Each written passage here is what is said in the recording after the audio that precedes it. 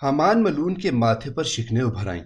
وہ فرعون ملون و خبیث کے خدائی دعویٰ کرنے سے پہلے عوام الناس کو اپنے ہاتھ میں لینے کی تدبیر سوچنے لگا تاکہ وہ کوئی حیل و حجت نہ کریں۔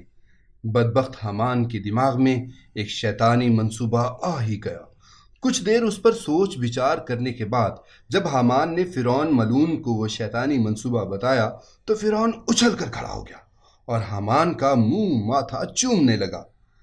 ناظرین، حامان کا شیطانی منصوبہ جاننے سے پہلے اگر آپ نے اب تک ہمارا انفوناک چینل سبسکرائب نہیں کیا تو اسے سبسکرائب کریں، شیئر کریں، لائک کریں، کامنٹ کریں اور ساتھ میں بنے بیل آئیکن کو پریس کریں تاکہ آپ کو ہماری ہر ویڈیو بر وقت مل سکے۔ حامان نے منصوبہ بتاتے ہوئے کہا کہ فرعون تم شاہ مصر کو بولو کہ 1 سال تک رعایا کی تمام تر ضروریات شاہی خزانے سے پوری کی جائیں، ان کا ٹیکس معاف کر دیا جائے۔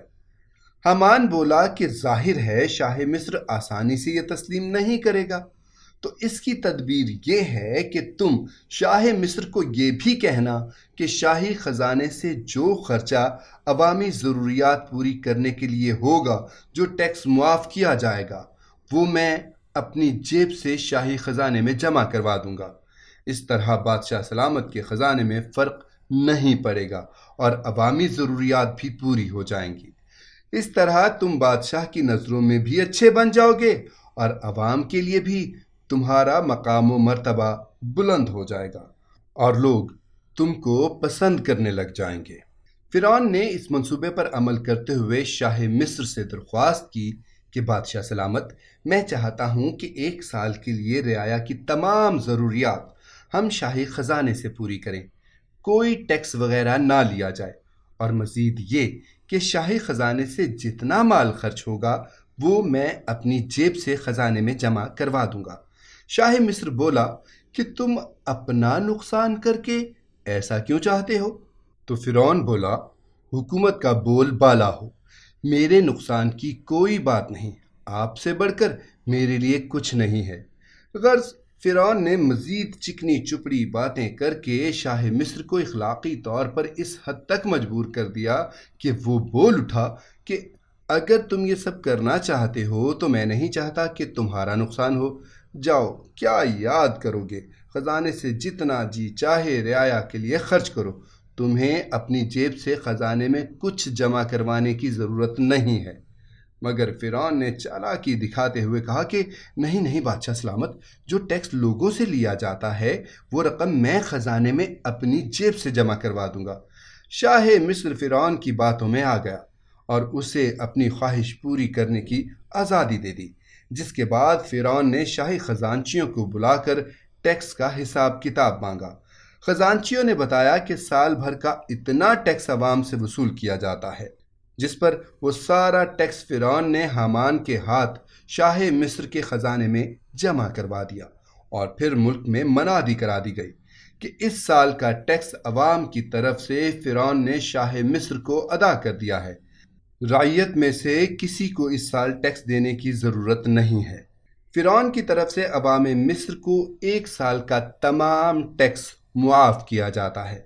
فرعون نے اس کے ساتھ ایک اور اعلان بھی کروایا کہ فرعون نے شاہ مصر سے مزید 2 سال کا ٹیکس معاف کرنے کی بھی درخواست کی ہے، جسے شاہ مصر نے قبول کر لیا ہے۔ ان اعلانات کے بعد تو مصر کے بچے بچے کی زبان پر فرعون کا نام آ گیا۔ گلی کوچوں، محلوں، تھڑوں، غرض ہر نکڑ میں اور ہر گھر میں فرعون کے ہی چرچے ہونے لگے، اور یوں فرعون حامان کے شیطانی منصوبے پر عمل کر کے عوام کی رعایا کی خلقت کی ہمدردی حاصل کرنے میں کامیاب ہو گیا۔ 3 سال کا ٹیکس معاف ہونے پر مصر کے عوام خوشی سے پھولے نہیں سما رہے تھے۔ ہر کوئی فرعون کی کامیابی کے لیے دعائیں کرنے لگا۔ پھر خدا کی کرنی دیکھیے، کچھ ہی عرصے میں شاہ مصر کی زندگی کا سفر تمام ہوا اور وہ اس دنیائے فانی سے کوچ کر گیا۔ شاہ مصر کی کوئی اولاد وغیرہ نہیں تھی، یعنی اس کا کوئی والی وارث نہ تھا جو اس کے بعد تخت شاہی کو سنبھالتا۔ شاہ مصر کی تجہیز و تکفین کے بعد 3 دن تو تعزیت کی گئی، پھر مرحلہ آیا کہ اب تخت مصر پر کس کو بٹھایا جائے، انان حکومت کس کے ہاتھوں میں دی جائے، ملک کی باغ ڈور کون سنبھالے گا؟ کیونکہ بغیر بادشاہ کے ملک نہیں چلا کرتے، ملک بھر میں چہمے گوئیاں ہونے لگیں۔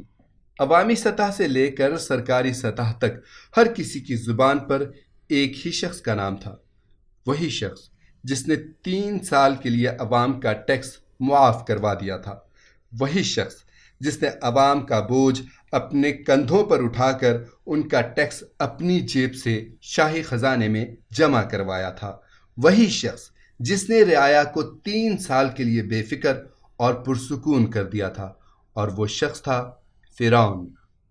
لوگوں کو فرعون میں صرف نیکی ہی نیکی نظر آ رہی تھی۔ ہر کوئی اب یہی چاہتا تھا کہ مصر کا بادشاہ فرعون کو بنا دینا چاہیے، اور پھر شاہ مصر کی وفات کے چوتھے روز شہر کے تمام وزراء، رعایا، قاضی، عالم، فاضل، امرا، غربا، چھوٹے بڑے سب شاہی دربار میں حاضر ہوئے، اور نیا بادشاہ چننے کے لیے غور و خوض ہونے لگا۔ اور فرعون ملعون کی عین توقع کے مطابق فیصلہ فرعون ہی کے حق میں ہوا، اور متفقہ فیصلے سے فرعون کو ملک کا بادشاہ بنا کر تخت شاہی پر براجمان کرا کے اپنے پاؤں پر کلہاڑا مار لیا گیا۔ فرعون نے شاہ مصر کا منصب سنبھالتے ہی سب سے پہلے بے ایمان حامان کو اپنا وزیر بنا لیا۔ دونوں ملعونین نے پورا مصر ہاتھ میں آنے پر جشن فتح منایا۔ فرعون نے حامان سے مخاطب ہو کر کہا کہ اب ہم پورے مصر کے مالک و مختار ہیں، تو جانتا ہے کہ میرا اصل مقصد اس سے بھی آگے کا ہے۔ میں چاہتا ہوں کہ میں خدائی کا دعویٰ کروں، ہر گھر میں میری پوجا کی جائے، مجھے ہی معبود جانا جائے، نعوذ باللہ۔ میں نے لوگوں کو اپنے ہاتھوں میں لے لیا ہے، سب میرے گرویدہ ہیں، مجھے پوجنے میں انہیں اب کوئی آر نہیں ہوگی۔ شیطانی دماغ والا حامان فوراً بولا، اتنی جلدی مت کرو فرعون، لوگ باغی ہو سکتے ہیں۔ حضرت یعقوب علیہ السلام اور حضرت یوسف علیہ السلام کے دین سے انہیں ہٹانا آسان کام نہیں ہے، اس کے لیے ہمیں بہت سوچ سمجھ کر اور سنبھل کر چال چلنی ہوگی۔ فرعون نے حامان سے کہا، تو پھر ترجیحی بنیادوں پر بے داغ منصوبہ سوچو جس پر عمل کر کے میں لوگوں کا خدا بن جاؤں۔ اور حامان ملعون فرعون ملعون کا حکم سن کر سوچوں میں غرق ہو گیا۔ دوستو، حامان ملعون نے اپنے دوست، اپنے بادشاہ فرعون ملعون کی ناپاک خواہش کو پورا کرنے کے لیے کیا منصوبہ بنایا؟ یہ جاننے کے لیے ہماری اگلی ویڈیو کا انتظار کریں۔ تب تک کے لیے اجازت دیجیے۔ اللہ حافظ۔